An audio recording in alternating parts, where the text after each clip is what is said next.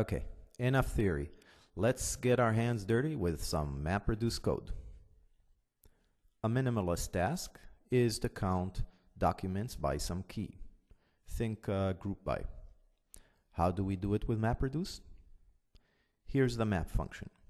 For each document, we'll emit the aggregation key and the number 1, which is the document count. We're visiting one document, so we're counting ourselves as 1. The map just needs to prep up things for the reducer to do, not to actually do the math itself.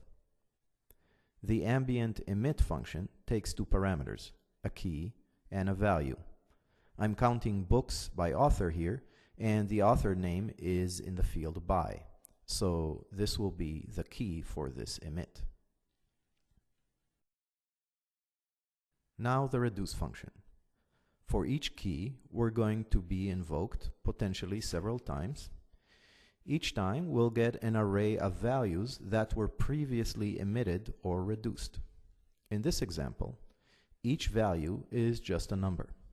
To count all documents for that key, we'll just sum up the values. We have a map function and a reduce function. Last thing we need is how do we want the output. I'll choose inline. Inline means that the results are computed in memory and returned as a single document. Out inline : 1. Running it, db.myCollectionName, MapReduce, that's the name of the function, and give it the map function, the reduce function, and the output directive. Boom. The results are in. Few more housekeeping bits here too. Always performance-minded, the operation duration in millisecond is returned to us. To help understand what MapReduce did, it gives you some counts in the counts object. It tells you how many original documents were inspected, that's the input, how many times emit was called across all documents.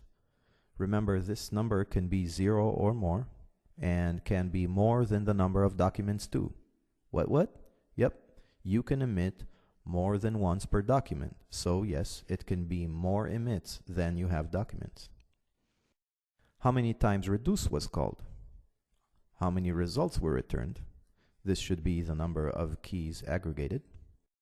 And as commands do in Mongo, an OK field containing 1 here telling us that no error occurred. When we run MapReduce with inline results, we get a document back. This makes us subject to the document size limit. One thing this lets you do is run MapReduce on secondaries.